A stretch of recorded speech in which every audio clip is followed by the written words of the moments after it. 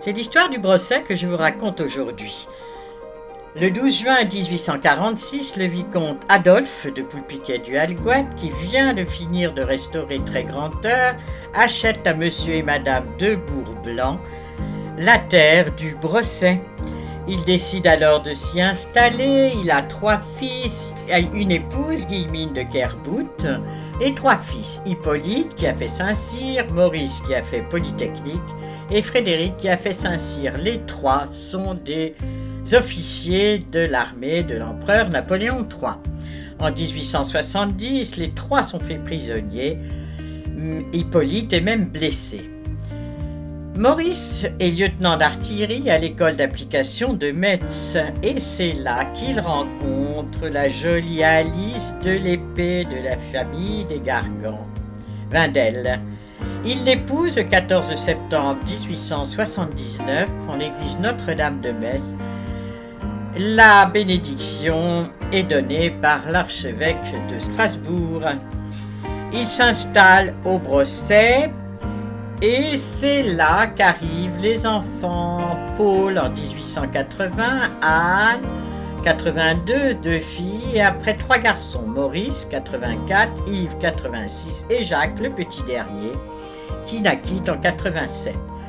Donc notre lieutenant-colonel est en garnison au Mans, à Vannes, à Angers, à Brest. Et Alice reste à la maison pour s'occuper de ses enfants. En 1894, le lieutenant-colonel trouve qu'il n'a pas tellement de chance d'avancement et il troque le képi pour le gibus. Il est élu député d'Ille-et-Vilaine. C'est alors que Alice hérite d'une très belle somme d'argent. Il décide de construire un château. Ils achètent le château de la Barre, dans lequel ils s'installent avec toute leur famille dès 1894. Pendant ce temps-là, le château est détruit et à nouveau construit. Voilà le lieutenant-colonel du Halgouët, député d'Ille-et-Vilaine. C'est sa carte de la Chambre des députés. Ici, la photo d'Alice avec ses 5 enfants. Donc Paul, Yves, Anne, le petit Jacques et derrière Maurice. Le vieux manoir est démoli et remplacé par un superbe château de style néo-gothique. L'architecte est Henri Mellet. Voyez la nouvelle construction avec toujours cet esprit moyenâgeux, ces machicoulis. C'est vraiment le style néo-gothique dans toute sa beauté. Ici, au-dessus de la porte d'entrée, les armes des 2. Et comme ce sont des parents prévoyants, ils décident de construire un 3e château puisqu'ils ont 3 fils. Ils font construire le château du Val à 10 km de Renac sur la commune de Saint-Just. Et voilà le château du Val avec à l'horizon la campagne bretonne. Revenons au Brosset où rien n'est laissé au hasard. Là, vous avez cette marquise tout à fait style 1880 avec dans la pierre blanche les armes des Poulpiquet et l'entrée avec le buste du fameux Maurice, le constructeur du château. Il regarde l'entrée, on a vraiment l'impression qu'il surveille la moindre personne qui rentre. Le style néo-gothique avec cet escalier extraordinaire, avec le marbre ici et le granit a été recouvert par un enduit imitant la pierre. Regardez Maurice, vraiment il regarde tous ceux qui rentrent dans la maison, ça j'en suis sûr. Voilà cet escalier absolument extraordinaire sur 2 étages et regardez là-haut, on se croirait dans une église. On redescend dans le salon, toujours des boiseries avec une qualité extraordinaire et les plafonds où toutes les familles sont représentées. L'épée et puis les armes, l'hermine de Bretagne, la croix de Lorraine, la fleur de lys des rois de France, le M transpercé par l'épée et les tableaux des grands-parents, des ancêtres qui sont là aussi. Toujours cette qualité de bois extraordinaire, cette passe de bois. Et là, on passe par là. Voilà Alice ici, la fameuse Alice. Et on arrive dans la salle à manger avec la fameuse cheminée superbe, encore style Renaissance, néo-gothique, avec le H du Algouette et le E de l'épée. Puis la tapisserie incrustée dans les boiseries, les dessus de porte, toutes ces sculptures, les meubles, tout est absolument de l'époque. Tout ça a été fait pour ce château vers 1895-1900. Aussi le vaisselier, vous voyez, qui est vraiment dans le même style. La tapisserie qui est aussi dans les boiseries. Et là, une desserte avec les chaises, la grande table magnifique. Et la cheminée avec la devise des Duhalgouët, Kergwenag Alegwek, qui veut dire en français, pour ceux qui ne connaissent pas le breton, plus blanc que saule. Nous arrivons maintenant dans la chambre dite de Monsieur, qui est à l'étage, qui est absolument magnifique, elle encore complètement recouverte de boiseries, avec ce lit tout à fait étonnant, fait pour cette pièce, pour le vicomte Duhalgouët.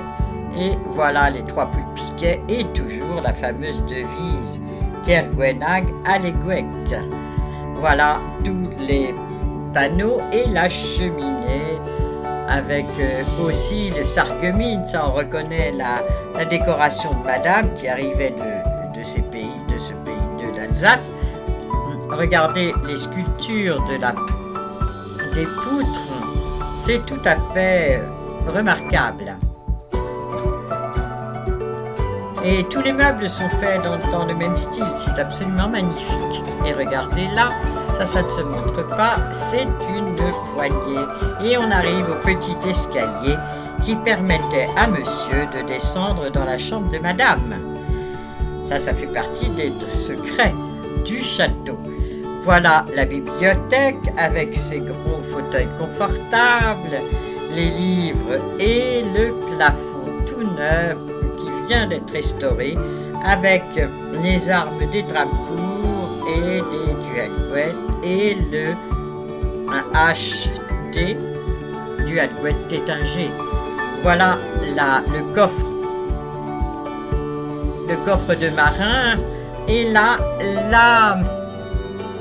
le salon d'hiver, car c'était vraiment la mode en 1880-1900 que d'avoir un salon d'hiver. Vous apercevez ici tout le parc et surtout, même l'hiver, il y fait doux. C'est par là que l'on arrive au salon. Regardez les mosaïques du sol, c'est tout à fait original. Et là, on regarde par la fenêtre la petite chapelle avec son portail en granit, l'escalier en granit et l'intérieur, un autel en pierre blanche sculptée. Au-dessus, les vitraux, avec à chaque fois les grands saints de Bretagne. Vous avez ici vraiment, c'est le style néo-gothique dans toute sa beauté. Là, les vitraux qui ont été refaits, eux aussi, et les voûtes avec les doubles colonnes. Et de l'autre côté, l'autel. Vous avez ici les 6 saints de la famille, c'est-à-dire les protecteurs des enfants. Vous avez Saint-Yves, le patron des avocats, Sainte-Anne, Sainte-Paul, et ici vous avez Saint-Maurice qui était l'officier romain. Donc tout ça sculpté, des petites statues, au milieu le tabernacle avec l'agneau mystique et les petites colonnes bleues en marbre. Et de même sur le bas de l'autel vous avez les colonnettes en marbre rose de Carrare. C'est tout à fait typique de l'hôtel de 1880. On quitte la chapelle pour revenir au château, qui là encore est absolument magnifique.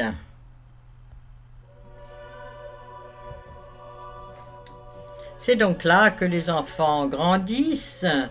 En 1902, Anne rentre au couvent des franciscaines missionnaires de Marie, elle a 20 ans.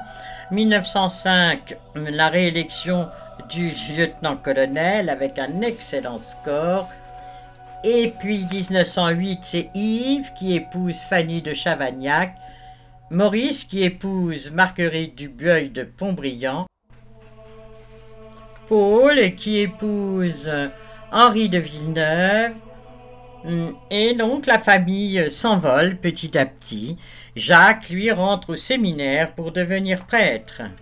Et puis c'est le 1er août 1914, la mobilisation générale.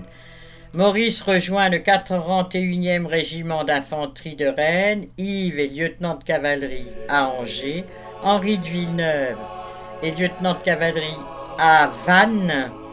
Quant à l'abbé Jacques, il est bûcheron en Haute-Marne. Les drames arrivent le 8 septembre 1915, Maurice est tué au champ d'honneur. Le 30 avril 1917, c'est Yves, puis Paul qui meurt de la grippe espagnole. La pauvre Alice a vraiment bien des peines. Et son mari lui-même meurt en 1919, et elle-même en 1921. Ici, c'est la croix du cimetière militaire où a été enterré dans une première étape le capitaine Yves du Alguet.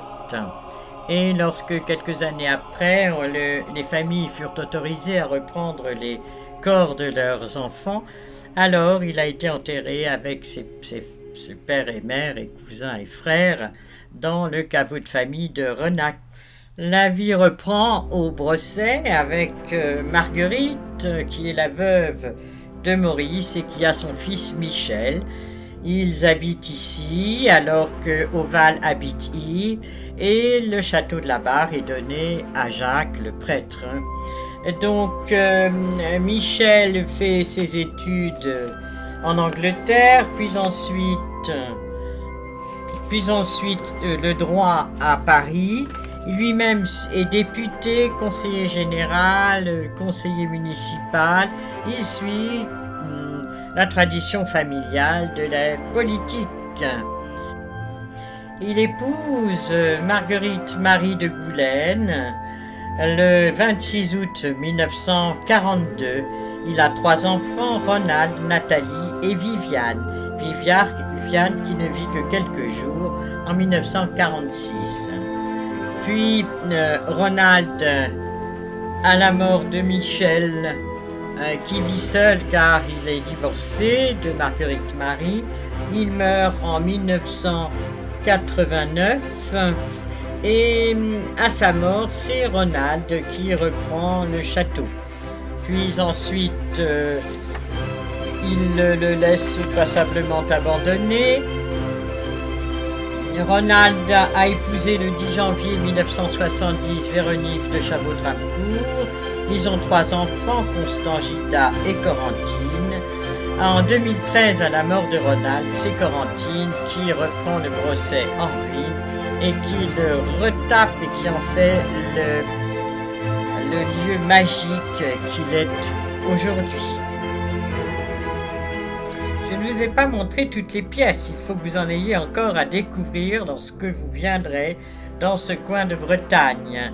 Je laisse là le château de la Belle au Bois dormant, mais non, c'est le château de la Belle Corentine et de son époux Clovis Tétinger, ainsi que leurs 4 enfants, Eugénie, Alice, Alexis et Gabriel. L'avenir est assuré et je vous dis au revoir.